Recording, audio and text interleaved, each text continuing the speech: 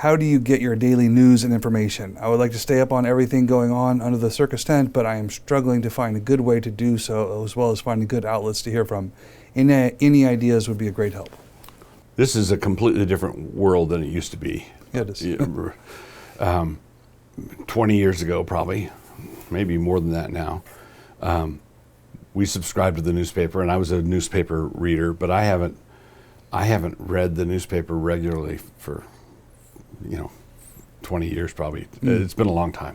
The digital revolution has altered everything. Right now, I have an odd collective. If something big happens, I usually find out about it in my Twitter feed.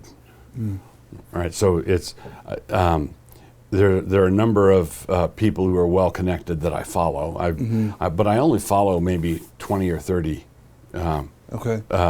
people. People I'm interested in, teachers, whatnot, and then a few pundit types. And then, so if something big happens, something will pop up in my Twitter feed, and I'll get a notification, and I'll go look at the story, wherever that story was.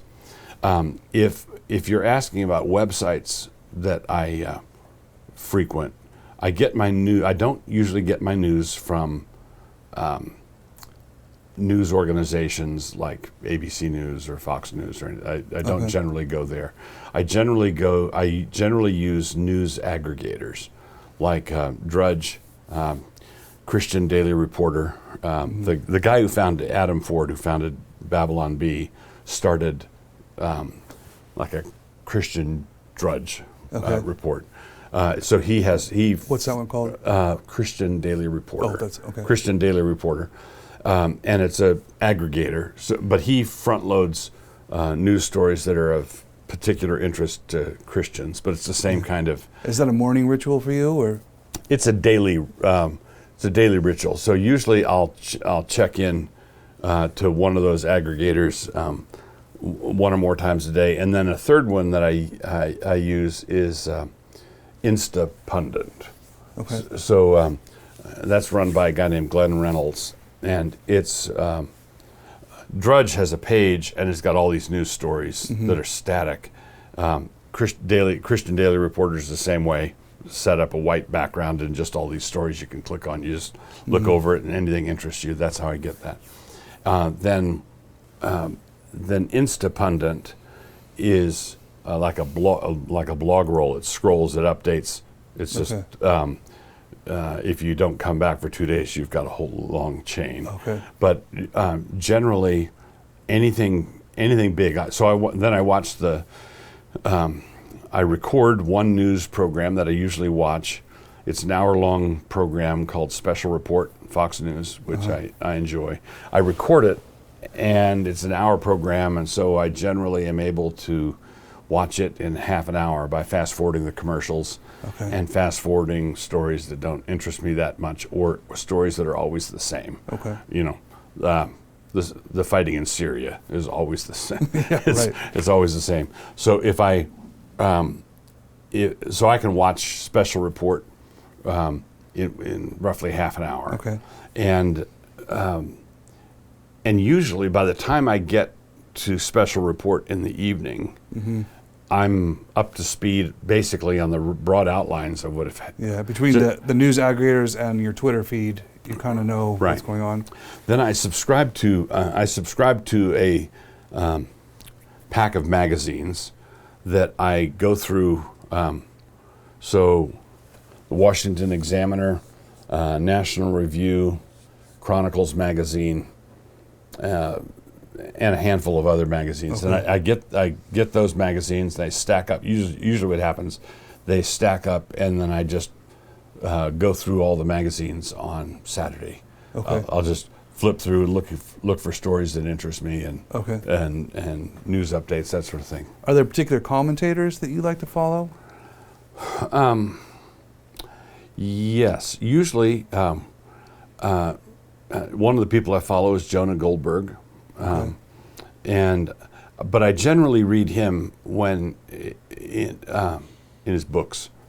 So I follow him on Twitter. So he's one of the people I follow. and I used to. He had a weekly newsletter that I used to get and read, but there's some electronic thing that it keeps failing to deliver it to me. Okay. So, but I would read it if it came. Okay, got it. Are there podcasts you like to listen to at all?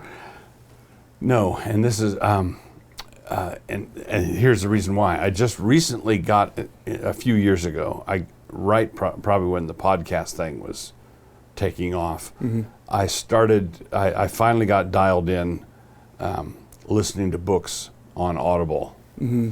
And Moscow's a small town, so I generally listen to it in 3 to 4 minute increments between here and there. Okay. And I carved out. I've been plowing through a lot of books that way, and that's my listening time. Okay. And I'm jealous.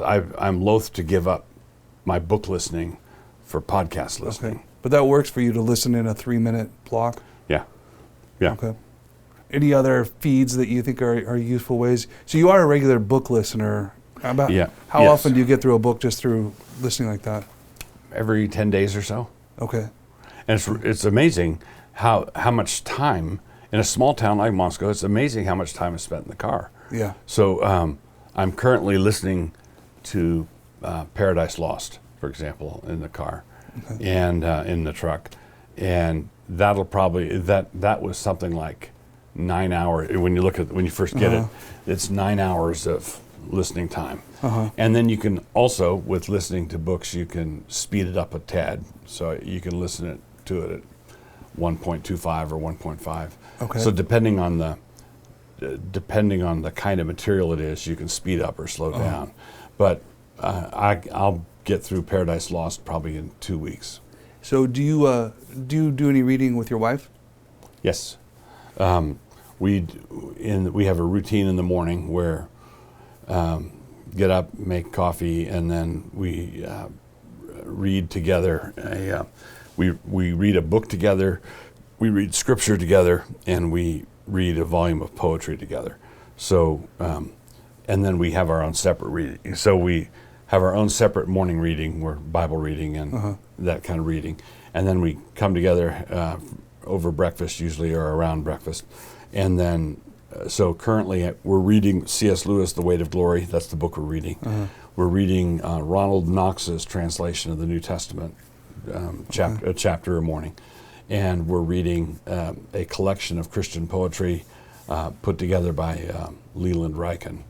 I forget the name of it. Yeah, I know that one. Okay.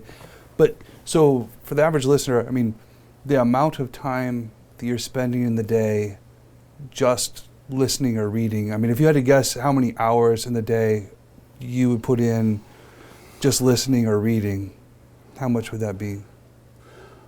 1 to 2 hours. Okay. Okay. That's not an unrealistic. It's not crazy nuts, no. Okay. And then, and that gets you're going through a book a week. I average 2 books a week. 2 books a week. Reading, between reading and listening? Or reading and right. Between reading and listening, I try to average, if I get through 104 books in a year, that's 2 books a week. Okay. So, okay. And you keep track of what you're I have a reading log where I enter the book book I read, who wrote it, a 1 or 2 word evaluation of it, and the month I finished it. Okay. And so I do that. So do you have any advice for if somebody is like, okay, I want to be somebody who is just regularly learning broadly, and that sounds initially quite daunting. Yes. How would you suggest they start? I would suggest they start at whatever pace they can manage. I remember how daunting it was. It was in 1978 or 79. I was reading an interview with the outgoing editor of Christianity Today. His name was Kenneth Cancer. And it came out in the interview that he read 2 books a week. And I remember at the time, at that time to me, that seemed like jumping over the moon. It was just crazy. And so I set a goal of 1 book a week. Okay. Right. So that's when I started keeping my reading log. And I thought, okay, if I can get through 52 books in a year on average, then and I did that for many years. And then the last last 4 years or so, it's been 2 books a week. Okay. 2 books a week. So it took a long time to get to Okay. that pace. But I would just start. I would just jump in the deep end. Okay.